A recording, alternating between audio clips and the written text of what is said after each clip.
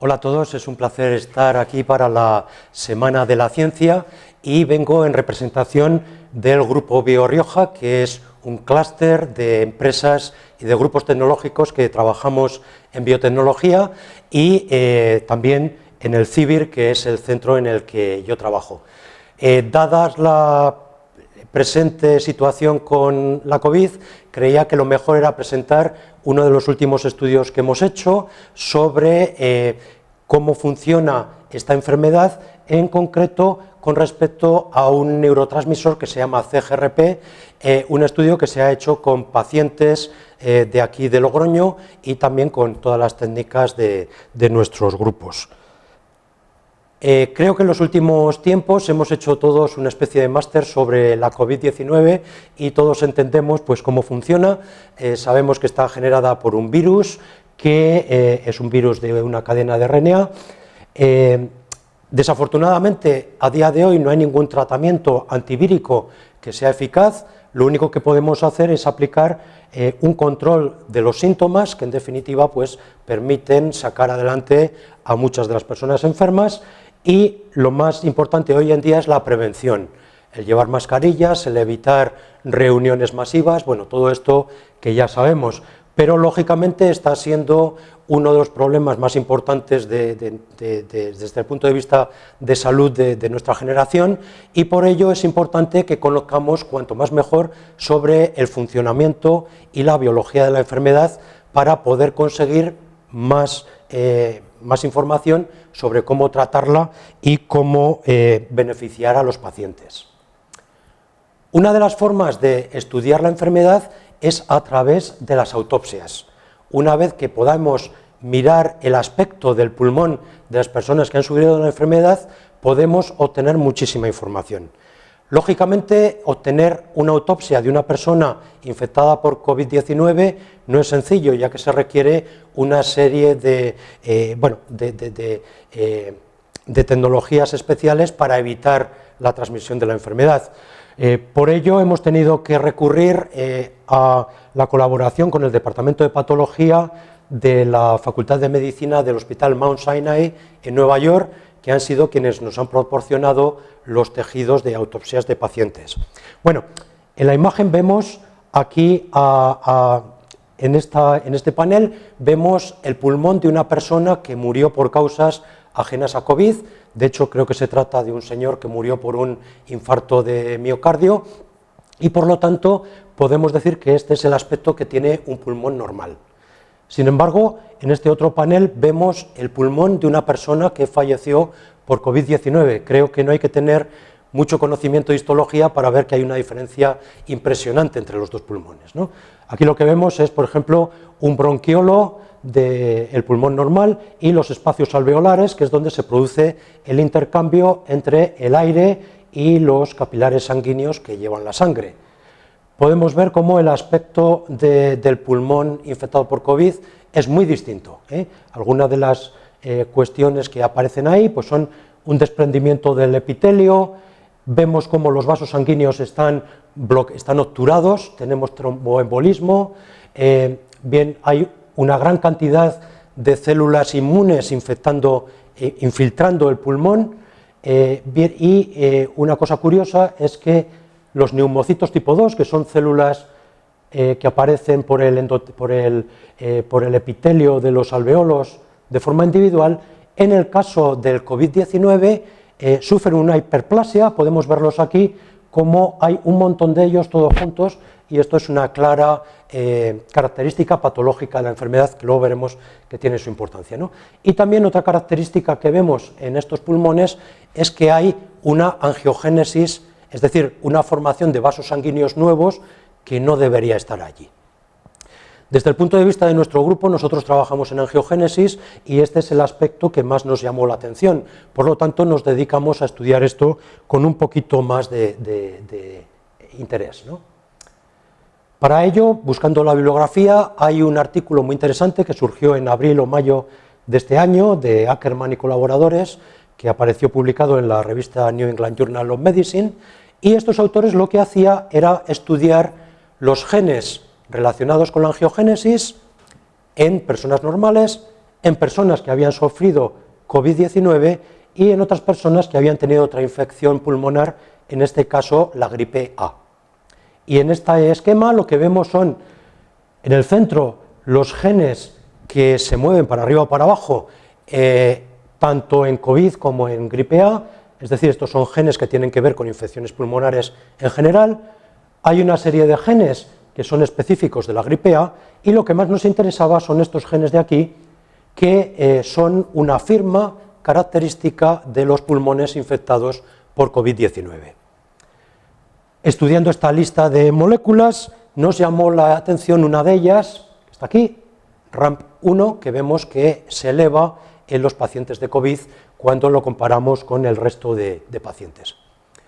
¿Por qué nos interesa esta molécula? Bueno, en el laboratorio estamos trabajando con esta familia de moléculas y RAMP1 es uno de los componentes del receptor para un neuropéptido, una molécula que se llama CGRP. CGRP es el péptido relacionado con el gen de la calcitonina y se trata de una molécula que se expresa tanto en neuronas, como vemos aquí en una fotografía del cerebro de la rata, como también en el pulmón, en unas estructuras muy curiosas que se llaman cuerpos neuroepiteliales. Estos son grupitos de células en la luz del pulmón que son capaces de captar la cantidad de oxígeno que está llegando al pulmón. Si llega poco oxígeno, a través de nervios, también de CGRP, mandan información al cerebro para que aumente la frecuencia respiratoria y por lo tanto podamos adquirir más oxígeno. Bueno, entonces nos pareció muy interesante la implicación de todo este sistema endocrino y por lo tanto nos propusimos realizar un estudio con los datos que teníamos aquí en Logroño, ¿no? Por lo tanto, los objetivos del estudio serían evaluar los niveles de CGRP, de esa hormona, en pacientes de COVID, comparándolos con personas no infectadas, y también queríamos ver dónde aparecía RAMP1, ese componente del receptor, en los pulmones, tanto de pacientes sin como con la enfermedad. Para ello reclutamos en el Hospital San Pedro a una serie de pacientes. Por un lado teníamos un grupo de pacientes sanos, 24, y pacientes afectados por la COVID, que habían sido confirmados por el test de PCR, 57, que a su vez se dividían en tres grupos dependiendo de la seriedad de la enfermedad. Por una parte, un grupo de personas asintomáticas o con pocos síntomas que nunca necesitaron entrar al hospital, de estos teníamos 24, personas que habían entrado al hospital pero que no fue necesario pasarlos a la UCI, otros 23, y por último el grupo más seriamente infectado, que eran aquellos que estuvieron en la UCI y de los cuales pudimos obtener muestras de 10 pacientes. Con ellos lo que hicimos fue medir la cantidad de CGRP que había en su sangre mediante test de ELISA en placas y por otra parte medir los niveles de RAMP1 en el pulmón con inmunofluorescencia. Bueno, vamos a ver lo que nos salió.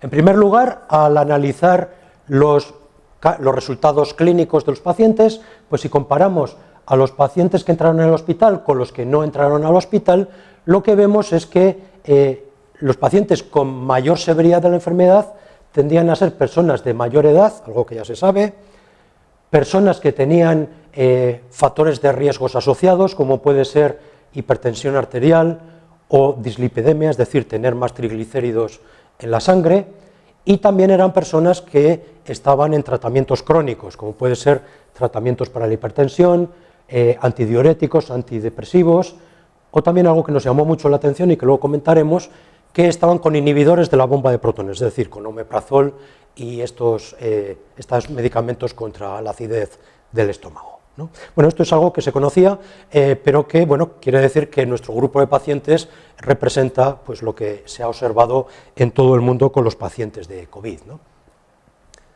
Cuando medimos los niveles de CGRP nos dimos cuenta de que había una reducción muy notable de estos niveles en los pacientes que tenían, que estaban infectados por el virus, ¿eh? Además, estos niveles no tenían que ver con el grado de severidad de la enfermedad, ni tampoco con la edad ni el sexo de los pacientes. En todos ellos se puede ver que tienen aproximadamente un tercio de la cantidad de CGRP que tienen las personas normales. Y lo que comentaba anteriormente, lo que sí nos sorprendió es que en aquellas personas que tomaban inhibidores de la bomba de protones, del tipo omeprazol, pues lo que veíamos es que había una disminución adicional en la cantidad de CGRP. Cuando estudiamos esto en la bibliografía, lo que hemos visto es que aquellas personas que están tomando de forma crónica estos inhibidores de la bomba de protones, parece que tienen más probabilidades de ser infectados por el virus y además luego tienen peor pronóstico una vez que están infectados, con lo cual hay que tener cuidado porque nos parece que este tipo de medicinas, bueno, pues las tomamos a veces como si fueran gominolas, pero hay que tener mucho cuidado. Si no nos la recomienda el médico, por favor no automedicarse porque puede haber problemas asociados. Bien, esto era una parte de los resultados. ¿Qué pasaba con el RAMP1? Bueno, no sé qué tal se verán estas fotografías, pero lo que vimos en pacientes en pulmones normales es que el RAMP1 estaba fundamentalmente en la pared de las arterias y venas del pulmón y también los bronquios y bronquiolos, y por otra parte en el epitelio de bronquios y bronquiolos, ¿no? Esto tiene que ver porque con algunas de las funciones del CGRP, como es la de que es un vasodilatador y un broncodilatador, y también una molécula que ayuda a la regeneración del epitelio pulmonar. Bien, esto es pulmón normal. ¿Qué sucedía en el pulmón de las personas con COVID? Bueno, estas son las fotografías que hemos visto antes.